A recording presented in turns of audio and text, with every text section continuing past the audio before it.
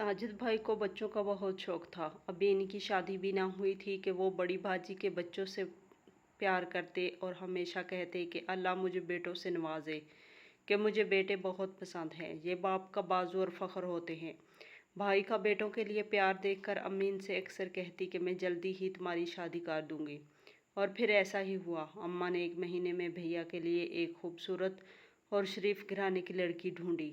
हमारी भाभी सायरा के घर आने से ही रौनक लग गई थी, लेकिन भैया को तो जैसे भाभी से ज़्यादा अपनी औलाद में दिलचस्पी थी। अभी शादी को 1 हफ्ता ही नहीं हुआ था कि वो बच्चे की बातें करने लगे।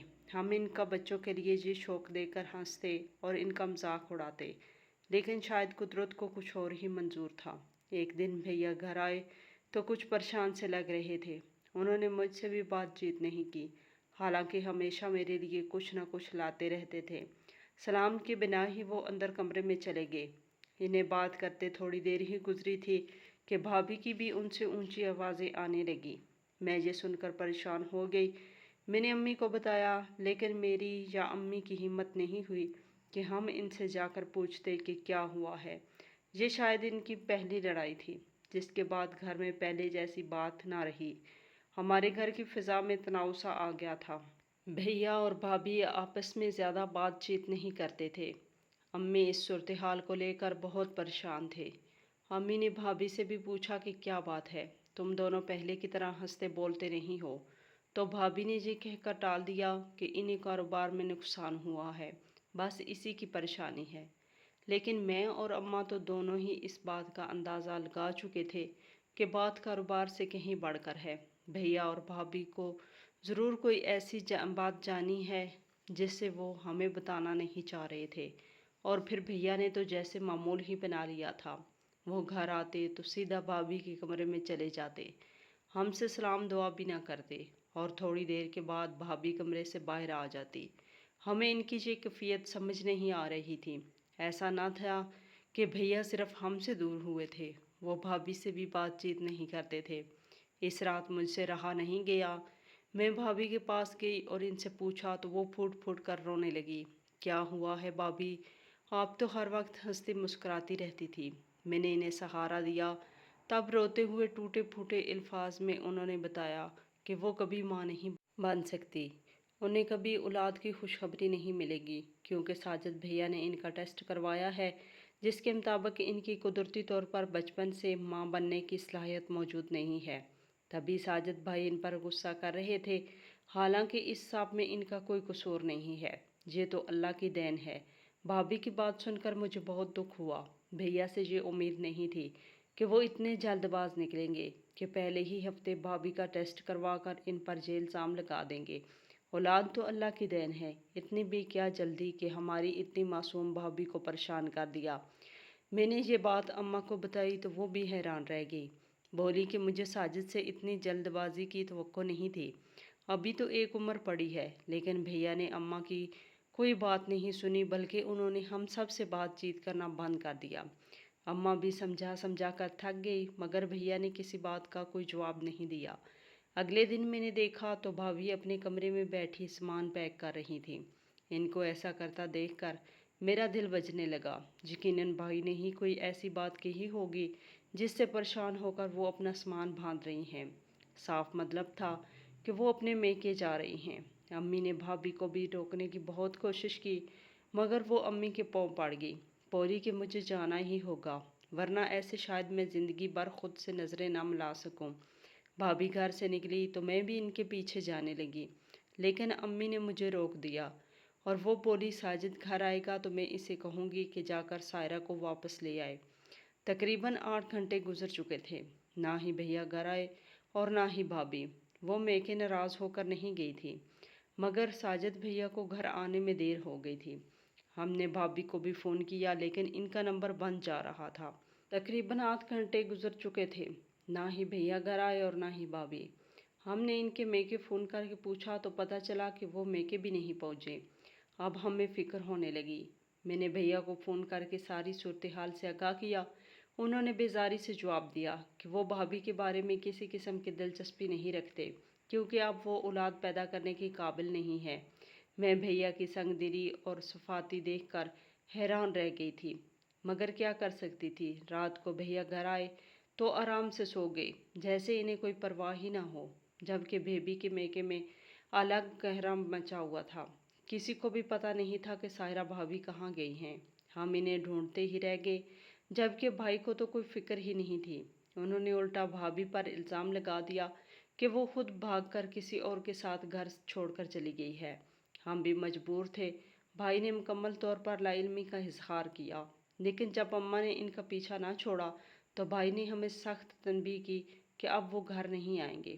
جہاں ان کی بانجھ بیوی کا ذکر ہوتا ہے وہ وہاں آنا پسند نہیں کرتے، اور پھر ایسے ہی ہوا۔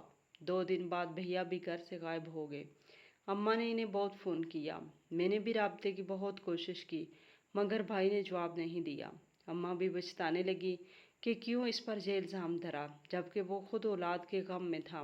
بھائی کے جانے کے 1 مہینے بعد ہم اس بات سے سمجھوتا کر چکے تھے کہ انہوں نے اب گھر نہیں آنا۔ وہ دونوں الگ الگ راستوں کے مسافر تھے۔ ہم سب لوگوں کو اکیلا چھوڑ کر نہ جانے کہاں چلے گئے تھے۔ ٹھیک 1 مہینے کے بعد ہمیں ہمارے گھر کے پتے پر ایک منی آرڈر وصول ہوا تھا، جس میں تقریباً 50,000 کی رقم موجود تھی۔ ساتھ ہی بھیا کے ایک خط بھی تھا۔ بھیا نے لکھا تھا کہ وہ اپنے کام کے سلسلے میں ملک سے باہر چلے گئے ہیں۔ ویسے بھی بیوی بے وفائی کر کے انہیں چھوڑ کر جا چکی ہے۔ اب اس بات کا کوئی مطلب نہیں بنتا کہ وہ دوبارہ پاکستان آئیں اور اپنا گھر آباد کرنے کی کوشش کریں۔ انہیں عورت ذات سے نفرت ہو چکی ہے، اور اب اگر ان سے اس بارے میں مزید بات کرنے کی کوشش کرے گا تو وہ یہ خط لکھنا بھی بند کر دیں گے، البتہ مہینے کے مہینے پیسے بھجواتے رہیں گے۔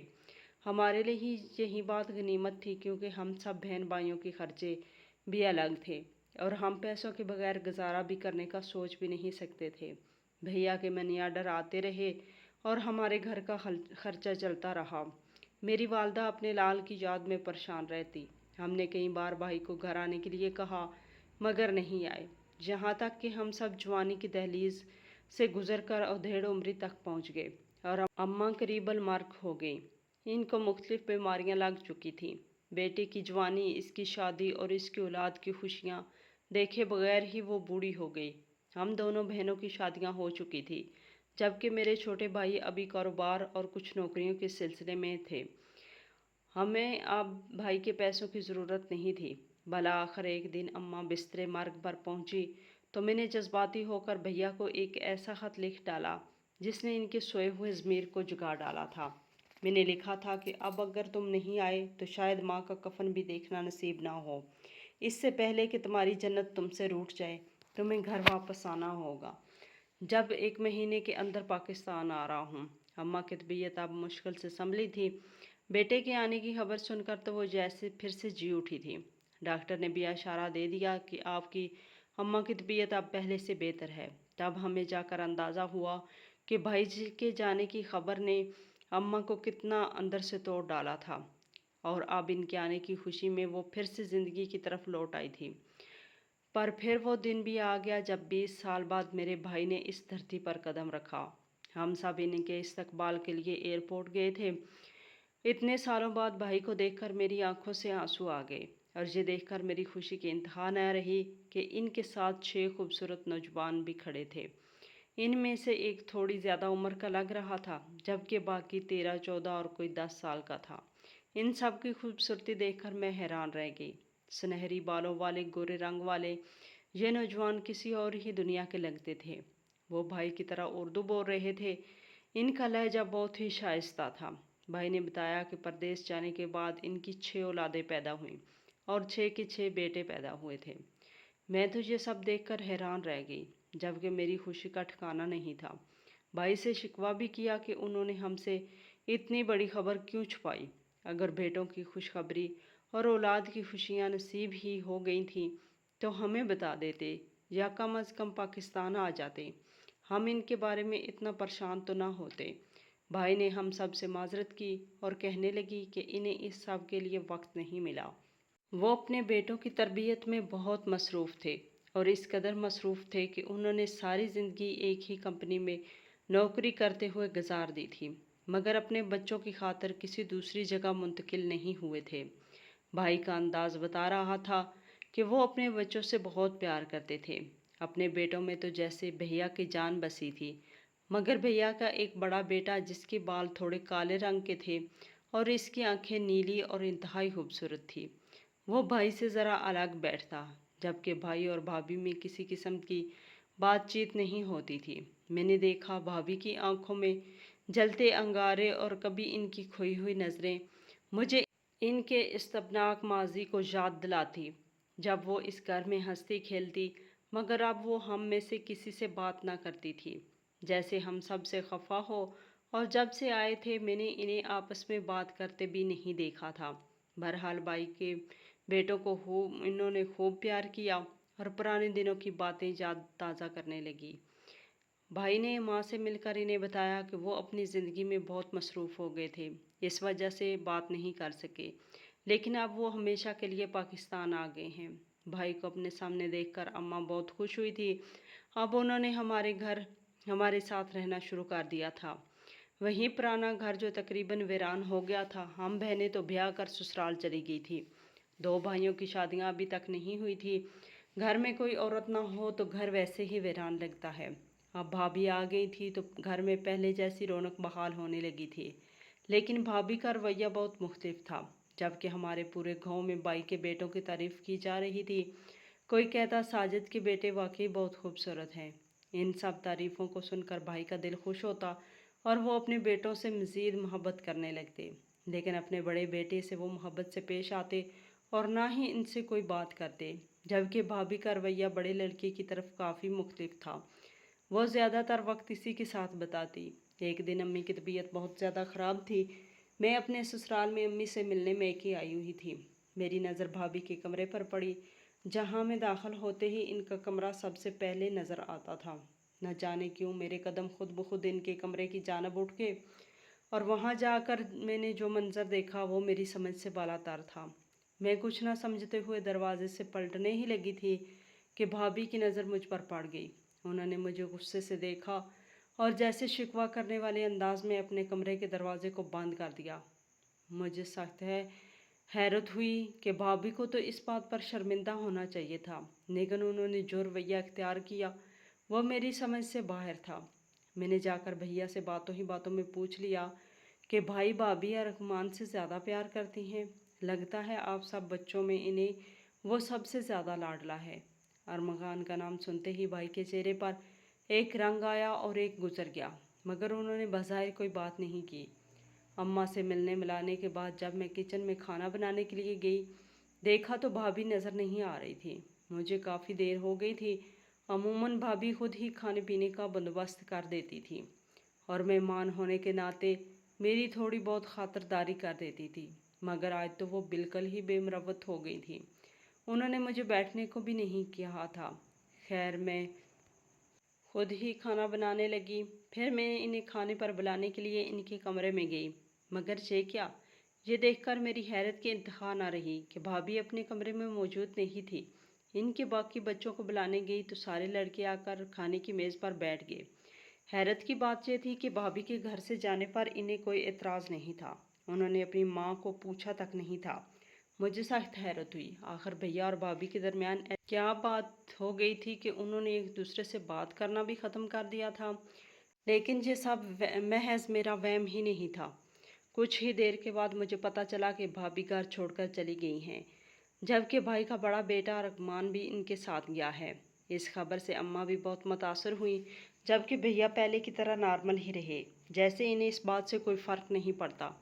لیکن بھابھی کے گھر کے جانے کے بعد گھر میں کام کاج کا مسئلہ پیدا ہو گیا۔ ہمارے گھر کام والی ابھی اچھی نہیں تھی جو سارے گھر کا انتظام سنبھال سکتی۔ ویسے بھی ایک ساتھ 7-8 لوگوں کا اضافہ ہو جانا گھر میں ایک مشکل صورتحال پیدا کر سکتا تھا، جبکہ 6 لڑکوں کا کام کرنا کسی ایک ملازمہ کے بس کی بات نہیں تھی۔ جب تک ہم نئی ملازمہ ڈھونڈتے، اماں نے مجھ سے درخواست کی کہ تم اپنے بچوں کے ساتھ آ کر اپنے میکے میں ہی رہو تاکہ ہماری کچھ مدد ہو جائے۔ میں تو کام کر نہیں سکتی، ان لڑکوں کی دیکھ بھال کے لیے کسی عورت کا ہونا ضروری ہے۔ مجبوراً مجھے ہی اپنے میکے آنا پڑا، کیونکہ میں بھیا اور بچوں کو اکیلا نہیں چھوڑ سکتی تھی۔ ویسے بھی انہیں آئے ہوئے ابھی زیادہ عرصہ نہیں ہوا تھا، میکے میں رہتے ہوئے مجھے 2 دن ہی ہوئے تھے۔ کہ اندازہ ہو گیا کہ گھر میں کس قدر صفائی کی ضرورت ہے۔ میں نے سب کمروں سے صفائی کرنا شروع کر دی۔ اماں کے ہسپتال والے کپڑے بھی دھو کر ایک جگہ رکھے۔ اب بھیا کے کمرے کی باری تھی۔ بھیا گھر نہیں تھے۔ میں نے سوچا ان کی غیر موجودگی میں ہی ان کے کمرے کی صفائی کر دوں تاکہ آ کر انہیں تنگی نہ ہو۔ صفائی کرتے ہوئے بھیا کی الماری میں میری نظر کچھ فائلز پر پڑی تھی، جنہیں میں اٹھا کر پڑھنے لگی تو میرے قدموں تلے سے زمین ہی نکل گئی۔ مجھے لگا جیسے میں کوئی خواب دیکھ رہی ہوں۔ اپنے بھائی کی یہ حقیقت جان کر مجھے اپنی آنکھوں پر یقین نہیں آ رہا تھا، مگر یہ سچ تھا کہ میرے بھائی میں باپ بننے کی صلاحیت موجود نہیں تھی، اور یہ بات ان کی رپورٹ میں واضح لکھی تھی۔ پاسپورٹ کے علاوہ کچھ دیگر کاغذات بھی تھے جنہیں میں بغیر پڑھے نہیں رہ سکی۔ اس نے مجھ پر ساری حقیقت واضح کر دی تھی، مگر میں بھیا کی زبانی سچ سننا چاہتی تھی۔ بھائی گھر آئے تو میں نے وہ کاغذات ان کے ہاتھ میں تھپا کر انہیں واضح اشارہ دے دیا کہ میں ان کی حقیقت سے واقف ہو چکی ہوں، لہٰذا اس سے پہلے کہ کوئی اور بات ہو وہ مجھے ساری حقیقت خود ہی بتا دیں۔ میرے ہاتھ میں وہ کاغذات دیکھ کر بھائی بہت غصہ ہوئے۔ کہنے لگے میں اس گھر میں اس لیے نہیں آیا تھا کہ اپنی زندگی میں غیر ضروری مداخلت برداشت کروں۔ تم نے ہمت بھی کیسے کی کہ میرے کاغذات کو ہاتھ لگا کر مجھ سے تفتیش کر رہی ہو؟ لیکن میں نہیں مانی۔ میں نے بھیا سے صاف کہہ دیا کہ اگر انہوں نے مجھے سچ نہیں بتایا تو میں اماں کو بھی سچ میں شامل کر لوں گی۔ بالآخر بھائی مجبور ہو گئے اور انہوں نے شروع سے لے کر مجھے ساری بات بتا دی، جسے سننے کے بعد مجھے یقین نہیں آیا کہ کوئی شخص اپنی اولاد کے حصول کے لیے اس قدر خود غرض اور مفاد پرست بھی ہو سکتا ہے۔ بھائی نے بتایا کہ شادی کے بعد انہیں بیٹے کا بہت ارمان تھا۔ انہوں نے ایک ڈاکٹر دوست سے مشورہ کیا، کوئی ایسا نسخہ بتا دیں جس سے ان کے ہاں بیٹے ہی پیدا ہوں اور بیٹیوں کی پیدائش نہ ہو۔ ڈاکٹر دوست نے اتفاق سے بھائی کا ٹیسٹ کر لیا، جس کے مطابق انہیں یہ معلوم ہوا کہ وہ کبھی باپ بن ہی نہیں سکتے۔ اس بات پر وہ بہت پریشان ہوئے، مگر ہمت نہیں ہاری اور ایک نیا منصوبہ جس کے ذریعے وہ اپنی دولت اور اپنی جائیداد کا مالک کسی ایسی اولاد کو بنا سکیں جس کی تربیت انہوں نے خود کی ہو۔ بھابھی کو بتائے بغیر ہی یہ انہیں باہر لے جانے کا پروگرام بنانے لگے، جبکہ بھابھی باہر جانے پر راضی نہیں تھی۔ پھر جب وہ میکے جانے کے لیے تیار ہوئیں تو بھائی راستے سے انہیں زبردستی بیرون ملک لے کر گئے۔ بھائی کے پاس روپے پیسے کی کمی نہیں تھی، لیکن اولاد کی نعمت سے محرومی نے انہیں جنونی کر دیا تھا۔ وہ اپنی بیوی کو لے کر دوسرے ملک چلے گئے تھے، جہاں پر انہوں نے پاکستانی روایات سے ہٹ کر ایک انوکھا کام کر ڈالا، صرف اس لیے کہ وہ اپنی گود میں بچے پال سکیں۔ انہوں نے اپنی بیوی کو طلاق دے دی اور اس معصوم عورت کو مجبور کیا کہ وہ وہیں کسی آدمی سے شادی کر لے جس کے ماں باپ پاکستانی تھے اور مذہب کے لحاظ سے وہ مسلمان تھا۔ بھابھی اپنے شوہر کا منہ دیکھتی رہ گئی، جنہوں نے اپنے شوہر کے لیے خود پر بھانج ہونے کا الزام سہ لیا تھا۔ اب وہ انہیں کی شادی کسی اور شخص سے کروانے پر تلا تھا۔ ایسے میں ان دونوں کے بیچ کوئی رشتہ تو نہیں رہ جاتا تھا، مگر بھائی کے مجبور کرنے پر بھابھی کو بالآخر ایک غیرت مند پاکستانی خاتون تھی۔ انہوں نے اپنے بچے پیدا ہونے کے بعد اپنے شوہر کا ساتھ نہیں چھوڑا اور اپنے پہلے شوہر کو صاف کہہ دیا کہ تمہارے ہاتھوں میں کھلونا نہیں بنوں گی۔ بھائی نے بہت منت کی کسی طرح ان کو دوسرے شوہر سے طلاق لے کر پھر سے دوبارہ شادی کر لیں، لیکن بھابھی نے اس عمل کی اجازت نہیں دی۔ جس شخص سے بھابھی کی شادی ہوئی تھی وہ معاشی طور پر بہت کمزور تھا، اور یہ سب بھائی نے جان بوجھ کر کیا تھا تاکہ وہ اس کی اولاد کو اپنی اولاد نہ کہہ سکے اور زندگی بھر اپنے ان تجربات کی تکمیل کر سکے جو انہوں نے اپنی ذات کے حوالے سے سوچے تھے۔ پھر بھابھی کے شوہر مقبول کو صرف دولت اور پیسے سے لگاؤ تھا۔ جب اسے یہ پتہ چلا کہ ان کی بیوی کا پہلا شوہر ساری ذمہ داری اور اولاد کا خرچہ اٹھانے کو تیار ہے تو وہ بآسانی اپنے حقوق سے دستبردار ہو گیا، بلکہ وہ تو شاید بھابھی کو طلاق بھی دے دیتا، لیکن بھابھی نے اپنی زندگی ختم کرنے کی دھمکی دے ڈالی۔ بھیا نے بھی طلاق کی ضد کرنا چھوڑ دی، لیکن جو بچے ان کے پیدا ہوئے انہیں اپنا نام دیا اور سب کے سامنے یہی ظاہر کیا جیسے وہ ان کے زیادہ سکے ہوں۔ بچے تو اسی کے ساتھ لگاؤ کرتے ہیں جو اس کے ساتھ اچھا رویہ اختیار کرے، اور یہ سب میرے بھائی بہت پہلے سے ہی سیکھ چکے تھے۔ بھابھی ان سب حالات میں نہ جیتی تھی نہ مرتی، وہ کسی زندہ لاش کی ماند رہ رہی تھی۔ اس سے چھوٹے لڑکے کے ساتھ زندگی گزارنا ان کے لیے کسی عذاب سے کم نہیں تھا۔ لیکن میاں بیوی میں رفتہ رفتہ محبت پیدا ہونے لگی تھی، اور یہی لمحہ جب بھابھی اور مکان کے رشتے میں آیا تو وہ ہم سب سے الگ ہو گئی۔ میں سوچتی ہوں کہ انہوں نے صحیح کیا ہے۔ کوئی باوقار عورت یہ سب برداشت نہیں کر سکتی کہ وہ اپنے پہلے شوہر کو اپنے بچوں سے پیار کرتا دیکھے اور اپنا وقار بھی برقرار رکھ سکے۔ میں سمجھتی ہوں کہ بھابھی نے بے جا قربانی دی کہ ایک شخص کے جنون کو تسکین دے کر اپنی زندگی سنوار لی۔ میں خدا سے دعا کرتی ہوں کہ وہ جہاں بھی رہیں ہمیشہ خوش رہیں اور آباد رہیں۔